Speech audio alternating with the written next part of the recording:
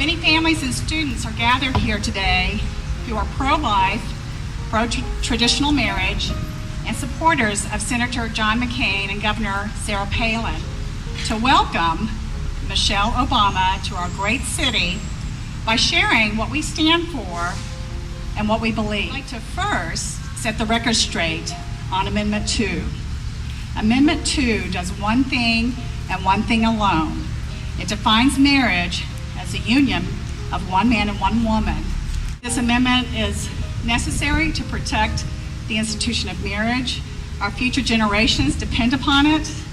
Most importantly, though, our children must be protected from any untested social experiment. Too often it is said that what we do is, or what we support, is to discriminate against people who may be of the same-sex marriage or of any type of unwed mother or something like that. And that's not the case. We stand for as much of an issue of equality as everybody else. We simply wish to protect the sanctity of marriage and the sanctity of life for what they are, our God-given rights.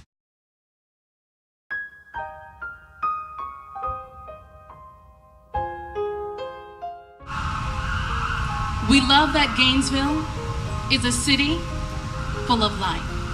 And we also believe that life is to be protected at every stage, at every age, at every level of development, whether inside or outside of the womb. And we are very sad. There are many people in Gainesville who are very sad that Barack Obama and Michelle do not agree. According to Barack Obama, he says it is, quote, above his pay grade to know whether a human living baby ought to be protected as you and me are protected. We are sorry, Mr. Obama, but if that is above your pay grade, you are essentially choosing to deny the basic facts of life, not theories.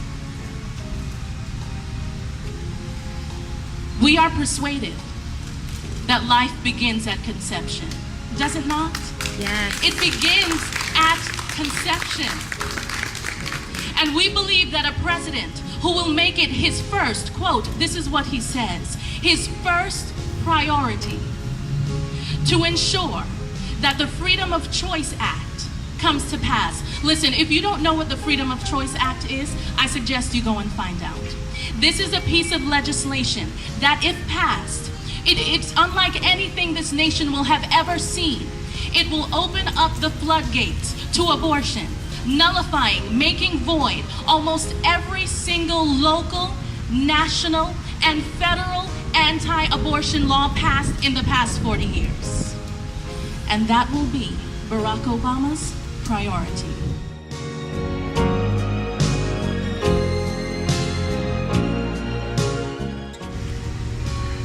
"44 years ago this month, Martin Luther King Jr. was awarded the Nobel Peace Prize for his staunch, unequivocal, unwavering stance against racism and injustice like we've never seen in this nation. And he was awarded for his bravery. Martin Luther King Jr. was a visionary, was he not? He had a dream, he had vision, he was bold, he was a peacemaker. Well, there are people in Gainesville who believe that there are other peacemakers, there are other visionaries, there are other dreamers, there are other healers, there are other innovators still to come. And Martin Luther King got his start in his mama's womb. Never seen a whale walk into a laboratory and find a cure for cancer. I have never seen a whale walk into a laboratory and find a cure for any disease. You see, I know people are into saving the whales, but can I tell you, the whales aren't gonna save us. It's gonna take a human being to find these cures. So it's our desire that John McCain and Sarah Palin win it in Florida, win it in Ohio, win it in Maine, win it in Texas, win it in California, those states that are blue, that they would turn red. I believe it can happen. Do you believe? Well, if you do, you have a role to play. and that is to speak the truth lovingly.